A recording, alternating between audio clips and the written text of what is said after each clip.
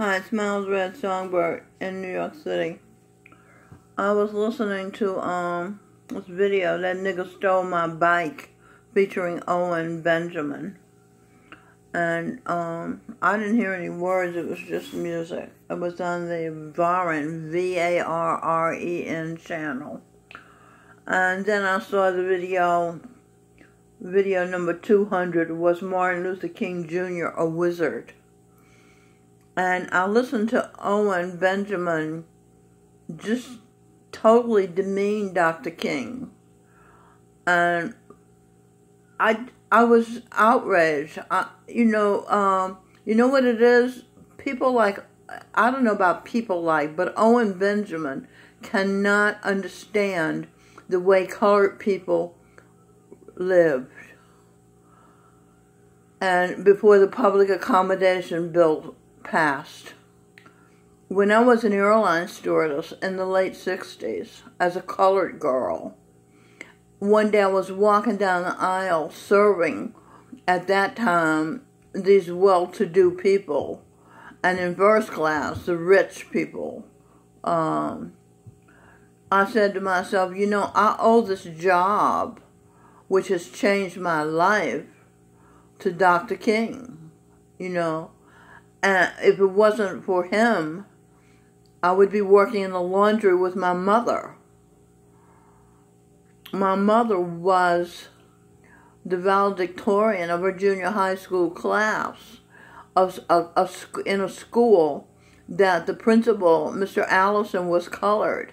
And he had his teachers and the students adhere to the motto, you can't be as good as a white man, you have to be better. So those students worked, and those teachers worked those students. They had Latin, they had real math. So when I say my mother was valedictorian, that was before the schools were dumbed down. And yet, she couldn't do her heart's desire, which was to go to college, because the college was segregated in Clarksville, Tennessee, where I'm talking about I grew up. And she couldn't afford to go to A&I State University, where Oprah went in Nashville, because there just was no way they could afford to pay the dorm fees or, commuting fees. It just wasn't going to happen. So she didn't get to go to college. So the only job she could get, she could have been mistress to Dr. Pennell. He wanted her to be his mistress. He was one of the two colored doctors in the town because she was so beautiful. Mr. Roberts, my chemistry teacher, said she was the most beautiful woman ever to live in Clarksville, colored or white. And Mr. Gray, my boyfriend's father, said the same thing. And I could see she was beautiful. She was beautiful when I knew her. She was startlingly beautiful, mesmerizingly beautiful. Yet the only job she could get was working in a laundry for 2.5 cents, stomping a press for 2.5 cents a shirt. And the reason she took that job was because she didn't want to clean Yana Lady's house, Miss White Lady's house. And she didn't want to be Dr. Pennell's mistress. She wanted her girls to have a role model of a person with a work ethic. So that was the best she could do. And she worked from 7 a.m. to 5 p.m., Monday through Friday. When it was time for me to be nurtured, my mother was at work because my father, who she said was my father, was driven crazy because of his mother ran off with a gambler, and he couldn't live in Clarksville because he couldn't stand the discrimination that went on. He lived in Detroit with his mother sometimes. She had a nice house in Detroit, in a nice neighborhood in Detroit at that time. And he was one of the few colored army officers But there was no way, he was just he was screwed up because he didn't have a mother. His mother ran off with a gambler. So anyway, this is what plagued me when I was a child. What in the hell happened? My mother was the smartest person in her class, the most beautiful woman in the town. Why are we poor? Why is there a sign that humiliates me every time I get on a bus that says colored in rear? Big black letters. Why do I have to step over boxes to get to the colored water fountain in the Woolworths? Why can't I go and it's a hot day and I'm 5 years old and I'm tired of walking? Why can't I go in that drugstore there? It's beautiful, bright green. That little girl sitting there eating ice cream. Why can't I go in there? Why can't you and I go in there, Mama? No, we can't go in there. We can't go in there because we were colored and we weren't allowed to go in there.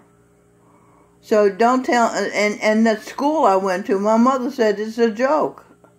You know, and one day I was in the a lobby and I saw a big box and I looked in the box at school and it said Clarksville High School and it was old books. And so I said, oh, they're teaching us old information. So, you know, he has Owen Benjamin has no idea what it felt like to be poor, not have enough money, yet your mother's always working, and her only pleasure is drinking beer, smoking cigarettes, and reading a book. She doesn't go anywhere. She doesn't go to nightclubs. She doesn't go to museums. There was no museum anyway. She doesn't go anywhere. She just works and comes home and cooks. Sometimes she had my sister put on a pot of beans, you know, but she would cook the meat. Meat made me sick. I hated meat, even as a child. It was disgusting. I knew I was eating somebody's thigh, somebody's wing. I knew that. They weren't fooling me. So anyway, I thought that I was going to have to live my whole life as a third-class citizen, to be, you know, humiliated.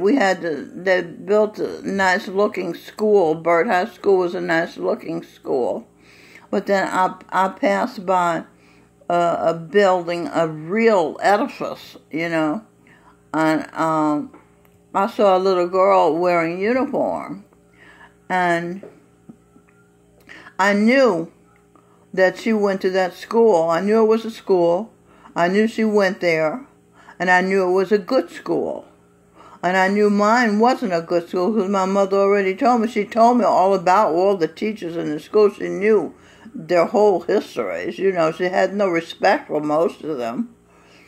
And they took phonics out of the schools so you couldn't learn to read and spell, you know. And it was boring. School was so boring because I was so preoccupied trying to figure out what's going on with my family. I got to do something to raise the quality of existence of my family. This is unacceptable, you know. And I spent all my life trying to do that, but I had to first create a therapy to fix my mind from all the traumas I went through living this nonsensical life in Clarksville, Tennessee. You know, first of all, in the culture, if you try to excel, they're so jealous of each other. The girls are so jealous. You know, I had that problem, and I had to become a nigger to fit in. And, you know, to my horror. And so, well, let me finish about my mother's story. She couldn't go to college. But what she did was, she made sure my sister went to college.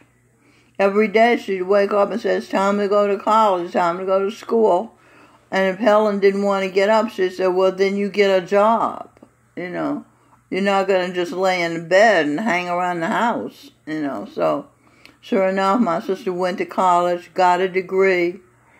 I think she has a master's degree, which she got online.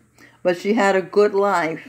She had a car and a house, and she could afford nice clothes and travel. She went to see Mandela, who I'm no fan of Mandela, but she went to see him, and she was a teacher's runner-up for the best teacher of the year for Disney, and on television, and dancing, and singing in the choir, and going to Liberia, helping the Liberians, and, you know, she had a good, productive life. And that was because Dr. King desegregated the college. You know, of course, to get desegregated. I can't believe Owen Benjamin. He doesn't understand what kind of life colored people were living. Sure, they dressed with dignified. You know, they wore suits and nice dresses and hats and things like that. But at home, it was a mountain of despair. You know, the only way I had hope was to leave Tennessee with the segregation law, Democratic Party laws of segregation. And the day I came home and I saw Dr. King on television, what is this? Freedom fighters from Fisk University, what is this? Oh my God. You know, I was so impressed and I was so happy and I had such hope in my heart. And I haven't been disappointed. Okay, so the black people weren't able or didn't continue to have good leaders like Dr. King. And Owen Benjamin said he was bad for America. He wasn't bad for America. It's just that there wasn't any comparable leaders to replace him. I mean, you got Al Sharpton. That charlatan I don't even know what charlatan means, but Al Sharpton, CIA snitch, and Jesse Jackson, whose son went to jail for being a thief, and his wife. You know, so that was the problem. And Ben Carson said it. We needed to pick better leaders. That was the problem. Our role models, our leaders. And of course, Johnson meant black people no good and giving them the welfare. But, you know, I have mixed opinions about welfare. I wrote a song for the album What It Is, Edwin Burr song album What It Is. It ain't no fun being a welfare recipient, about a friend of mine when I was growing up who was on welfare. And she had babies by different men, and she didn't have any money, and she was on welfare. And she had one eye and, you know, illiterate and like that. So that's the impression I got of welfare. But when I grew up and I worked very hard with my husband, I'm trying to tell you the end. Oh, I did tell you what happened with my mother. She didn't get to go to college, but her daughter went to college, and her other daughter, me, became an airline stewardess, and that was a very good job for me. I got to be around movers and shakers in the world, and then I met creative people in New York, where I was based, and I got into being a songwriter. And so all this was Dr. King's doing, you know. And I give credit where credit is due. Owen Benjamin was raised by parents. Both of them had college educations. He doesn't know what it's like for somebody to say your parents can't go to college, didn't go to college because of their group they're from, you know. And what else? I took notes. So anyway, when you're constantly told you're a second-class citizen, third-class citizen, you know, it's hard for you to have self-esteem comparable to the white girls, you know, and that's who you're competing with, girl to girls, you know, so, you know, nobody knows the damage. And I was Einstein in a past life. So I just wanted to say that, and so I'll say that it is my daughter went to Grace Church School because I got her a scholarship. I tutored her and her brother sing birdsong at home. I taught them phonics myself. Stevie Wonder heard Edwin and I heard our album. He liked it so much he made friends with us. One Christmas he gave us $2,000. I spent that money buying Isabel Buckley phonics records. And I taught my daughter myself how to read using the rules of phonics, the 44 sounds of the English language. And my daughter did it, She was a prize student. My mother was never able to go to the parent-teacher conferences because she was always at work. But I went to the parent-teacher conferences because I was on welfare. And welfare allowed me to mother my children, and I did everything. I took advantage of every opportunity Dr. King made it possible for us to have because I knew what it was like not to have those opportunities, and I appreciated them. Now, I'm sorry that most of the black people didn't do that. They didn't take advantage of the opportunities, and they don't understand. They can't just turn their children over to the teachers. They have to help the children with their homework. How do I know that? Because I had a white girl friend who told me. If it wasn't for Dr. King, I wouldn't have had a white girl friend who understood the way things worked. And my children was raised when my black husband walked out on us after I helped him get established in the music business, and he ran into this groupie, black Muslim groupie, who told him she could do more for his career than I could do because I wrote too esoterically. That's what she told him, and he bought it. So anyhow, he walked out on us because I wasn't going to agree to be part of a threesome. I don't have anything. I have no appreciation for that. I don't do that. I work too hard to be a good wife, to be one of two wives or one of three. Three wives. So he walked out. So I got on welfare. Is that what happened? Yeah, Shatima Bird, who is Gary Bird's wife. Gary Bird had a baby while he was married to her, too. She told me, you have to go to welfare. You have to have some money. He walked out. And my mother always was against charities. But I saw her point. So I went to welfare, went through the humiliation of being on welfare because they treated me like dirt. And because I was able to take my children to school. I remember when I was 6 years old, I went to school by myself. And I had to cross a big highway. And I said to myself, I shouldn't have to cross this big highway by myself.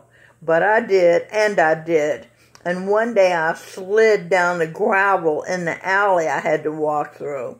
And this black lady came over and helped me get up. Then when she walked away, I saw that she walked away with my $2. Or however much money I had. I think it was $2. So I had to go down to the laundry, cross the highway again, go down to the laundry where my mother was working, and tell her that I was robbed from the $2, and she had to give me $2 to replace it. And that wasn't easy because she made one day she sent me for her check, and it was $23. And I was a kid, and I knew that wasn't hardly any money. So, let's see, what is my point? There's very little hope, when you have no nurturing, you have nobody reach. You see, I did with my little girl, Robin Birdsong. I read to her fairy tales at night before she went to sleep. I did all the things I used to see people do on television. And like I said, my friend Linda told me I have to help with the homework, and I have to get them in good schools. So I was already teaching them. And we were at all the libraries before I was with Linda. I took them. When we lived in Queens, we went to the library in Queens and checked out books and read books. And then when we moved to the Lower East Side, to that dump, I took them to the West Village, to the Jefferson Market Library. And they had movies and children's movies. They had story time. Authors would come in and read their children's stories. And, of course, you could check out books, But my mother was a voracious reader, so I got that. I got that from my mother. And I also used to, when I had money, when my check would come, I would buy books and take them to buy books at Barnes & Noble's and B. Dalton's on 6th Avenue and 8th Street. And Robin said to me, since she's been an adult, she said, growing up, I never thought we didn't have enough money for books, Mom. And that made me so happy because I tried to be a positive mother. I didn't complain and let them know how, tight the budget really was. Because when I would take them to school at PS 41, which was a good school at that time, I think it's still a good school because it's for those, well-to-do people in Greenwich Village. So I would take them to school on the train, but I'd have to walk home because I couldn't afford bus fare, car fare both ways. People act like people in Wilbur get a lot of money. They don't get a lot of money. And also, there was a spiritual aspect to my getting that check. I would go to the check cashing place to cash it. And every time, not once, not twice, not 10, not 20, every time, before that check cashing employee would give me that money, I had to thank the Lord.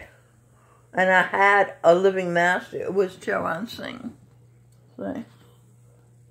You can't hardly see it. It's not. I got a lot of pictures in books. This is a master currently. The current form of Jesus Christ. Gurinder Singh. I just wrote a song. What is it called? Something about, let's see, it's here. We surrender to you, sweet Gurinder. We surrender to you, sweet Gurinder. Anyway, so I would thank Charan Singh for the money, and then the guy would give me the money. You see, so I knew the source was my guru, and that helped me. And also, he taught us not to eat up the animals, because the Bible says, "Thou shalt not kill." And it's vegetarians live 14 years longer than meat eaters. And so I raised my children vegetarians. And when I was Einstein, I played the violin, and I got a lot of pleasure out of it. And I made sure all of my children studied the violin. None of them stuck with it, but they gained an appreciation of serious music. And Singh became a musician. He was Jimi Hendrix in a past life, as well as Wolfgang Amadeus Mozart. So he has an appreciation of classical music and jazz, because Jimmy played jazz. Jimmy just got crazy, setting his guitar on fire and all that to attract attention to his virtuosity with the guitar. Because he was he was the greatest instrumentalist in the history of rock music, Okay, so I guess that's all. Is there anything else I need to say? I just say Owen Benjamin, I keep his mouth shut about Dr. King, because Dr. King helped a lot of people. And I'm sorry that black people pick such lousy leaders. The Republicans who want to help, they don't vote for them because they vote for Democrats. Because they think Democrats like poor people and Republicans don't like poor people. The truth is, Democrats like for poor people to stay poor people, and Republicans and conservatives like poor people to rise to become middle-class people. That's the difference in the parties, but black people don't know that because they watch the media, mainstream media, and it's liars and Democratic Party mouthpiece. You know, but the truth is there are about 12 men that run the world, and they killed Dr. King, you know, and he was reborn as my grandson, Lou Ranziger. You see on the Rubik's Cube, oh, let me get up and show you Dr. King now.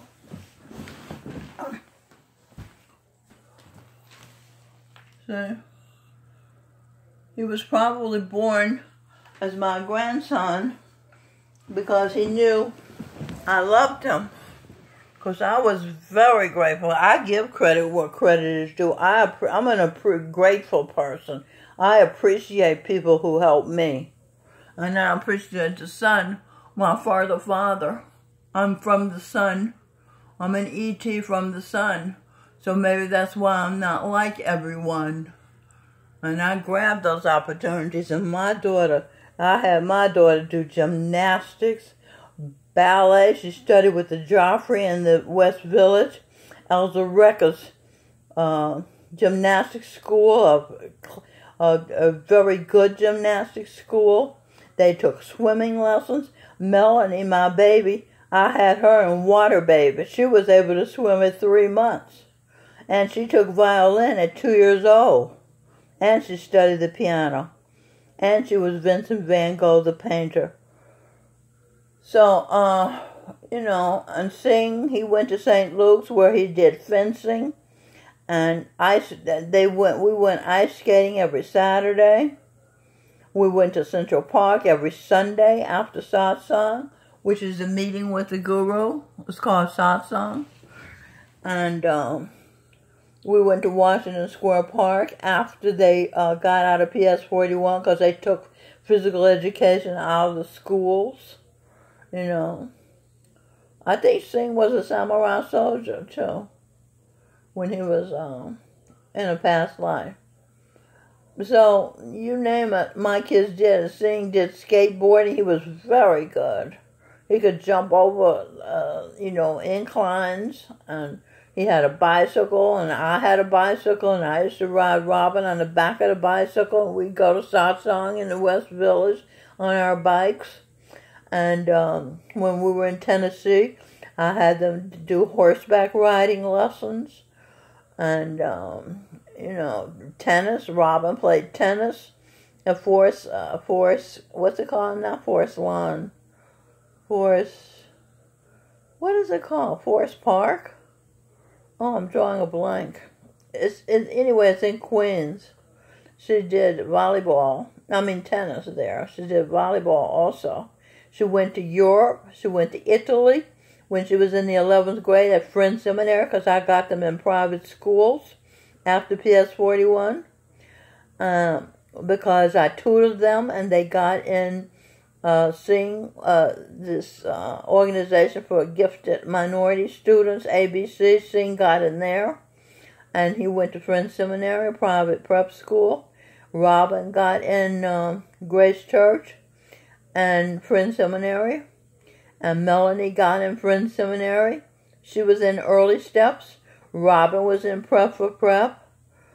You see, so I know I'm talking disjointed because I'm feeling emotional because it's so unfair that Owen Benjamin is smearing Dr. King, and Dr. King did so much good to integrate the society. I didn't hear him say anything about Palestinians and Jews. He was talking about white and black people in America, you know. And every time I see the society is integrated, I think of Dr. King, you know. So that's all I have to say. You know, and the same thing about Jordan Peterson. Jordan Peterson says to clean your room. You know, I needed to hear somebody say clean your room because I was running around like a chicken with my head cut off, as the cliche goes, when I've been doing this writing and creating these videos and making collages for St. Francis of Assisi's, Robin Birdsong with St. Francis of Assisi's Residence 2 here. And but I stopped and took the time to clean my room and organize my room. And as I cleaned and organized my room, my mind became more settled, so I could work more easily. It's a very good advice. You know, the thing about Jordan Peterson is he does fundamentals. And, of course, Owen Benjamin doesn't like his father. He says his father's feminine. And Jordan Peterson's feminine. I don't notice that he's feminine. To me, he's genderless. I don't think of him as feminine or masculine. I think of him as a thinker, a person who thinks he's thought through a lot of the situations in America. And that's what I like about him. And, you know, I'm reading his book. I find it helpful. The parts I disagree with, sometimes I make videos telling him about how I disagree with and what I disagree with. But I understand that people have flaws. Dr. King's sex life was immoral. I'm not going to judge him for that. I mean, I would rather nobody cheated on their wives, you know, but it's not my business because I don't know what karma he owes to whom. So I take the good and let somebody else, let the critics, that guy Owen Benjamin is a critic. You know, let Owen Benjamin criticize Dr. King. I've benefited greatly, and so did my sister. And my mother was able to be proud of herself at the job she did raising us after my father walked out on her. You know, because we turned out to be decent, hardworking people. You see, her daughters. And we lived her dreams. Her dream was to go to college. My sister did that for her. And I graduated college too. I just did it later in life. But I graduated from Empire State University of New York. It was a good school. Didn't cost an arm and a leg. I'm still paying off the student loan. And they're taking it out on my Social Security, which makes my check. But I'm not complaining. You know, America did good in letting Dr. King help them to see the injustice of segregation and Jim Crow laws that the Democrats were putting on the colored people. And, you know, my daughter has a master's degree, and she's writing screenplays. My son has toured the world with Luscious Jackson, playing guitar with Luscious Jackson, you know, and they're members of the Holy Royal family, so they will be rulers, you know, and Dr. King will be rewarded. Right now, he's living in poverty with his family. My daughter, my other daughter, they're living in poverty.